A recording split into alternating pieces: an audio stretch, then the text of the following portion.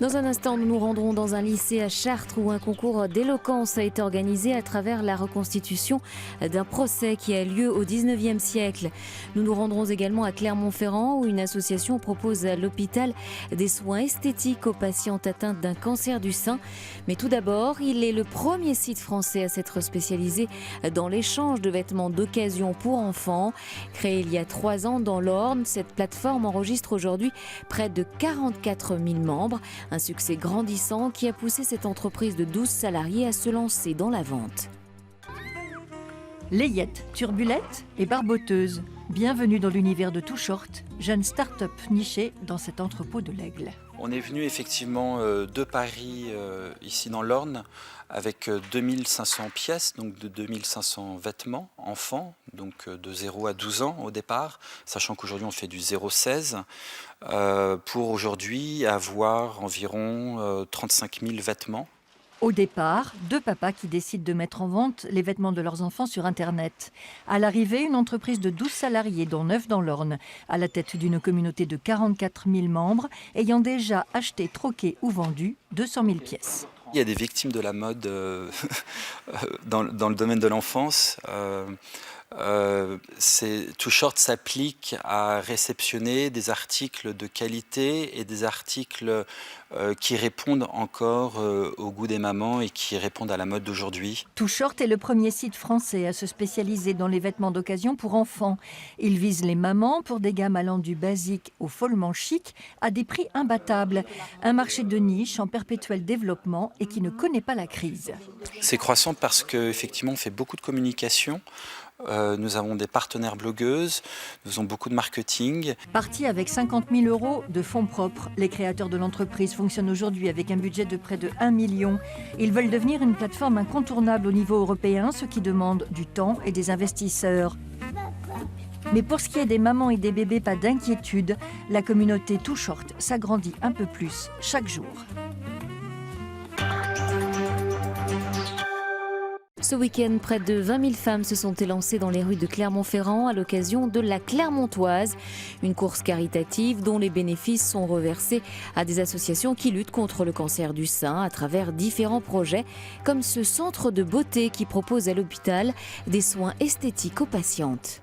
C'est un petit local au 2e étage de l'hôpital Gabriel Montpied qui passerait presque inaperçu, transformé en cabinet de soins esthétiques. Quand elle n'est pas directement dans les chambres, la socio-esthéticienne en fait un îlot de calme et de détente, 2 jours et demi par semaine, à quelques mètres des services où l'on soigne des malades atteints de cancer. Ça permet justement de s'apaiser, de verbaliser certaines préoccupations et puis de parler aussi d'autre chose que de la maladie et du traitement aussi, ce qui est important. Elle a suivi une formation complémentaire en milieu hospitalier pour travailler au contact de personnes en situation difficile.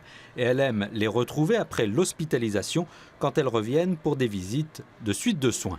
Le temps que je passe avec Isabelle me permet de retrouver ma féminité. Parce qu'il est vrai que dans cette maladie, c'est ce qu'on perd en premier. Donc là, vraiment, c'est un réconfort tous les 15 jours, puisque je viens tous les 15 jours à l'hôpital. Avec sa tenue blanche, on la confondrait presque avec le personnel médical de l'hôpital. Une intégration qui fait partie du projet.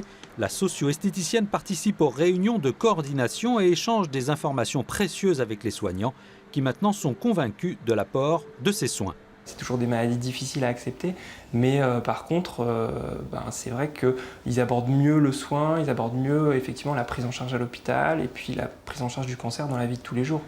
Les produits sont offerts par les fabricants, mais les marques sont cachées et le salaire de l'intervenante est financé par des dons.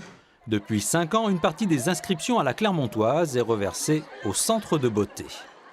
Je trouve qu'il y a une émotion extraordinaire le jour de la Clermontoise et c'est vrai que les femmes, entre elles peuvent faire énormément de choses. Le monde de la beauté est souvent qualifié de futile. Il veut démontrer ici qu'il peut être utile.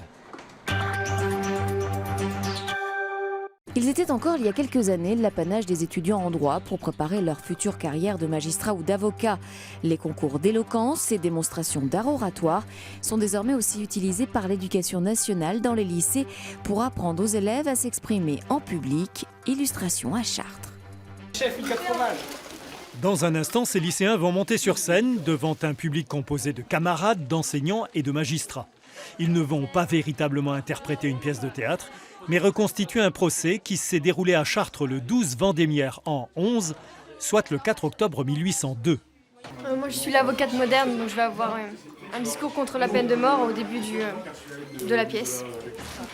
Notre histoire est marquée par l'éloquence de grands personnages, comme Robert Badinter, qui défendit un sujet qui me tient à cœur, l'abolition de la peine de mort.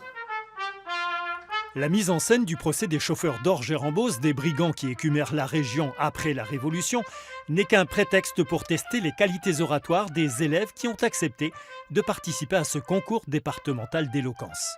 Il y avait une immense foule de Chartrains sur la place des Éparts, tous heureux de voir guillotiner les 21 criminels de la bande d'Orgères. Il s'agit du projet pédagogique majeur de leur année scolaire, afin de préparer très en amont leur avenir professionnel. On a fait ça, nous, au lycée Brony, dans le cadre d'une formation spéciale qu'on a en sérielle, qui s'appelle formation montagne, dans laquelle on approfondit des questions liées à la langue, à l'histoire de la langue, à la rhétorique. Vous destinez à quoi dans votre carrière future ? Normalement, prof de français.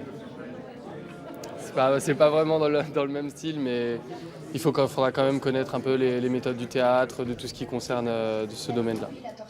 Après cette expérience, certains se tourneront peut-être vers les métiers de la justice, mais l'objectif prioritaire est de donner plus d'assurance aux élèves pour s'exprimer en public, ce qui est souvent un gage de réussite pour les futurs examens et concours.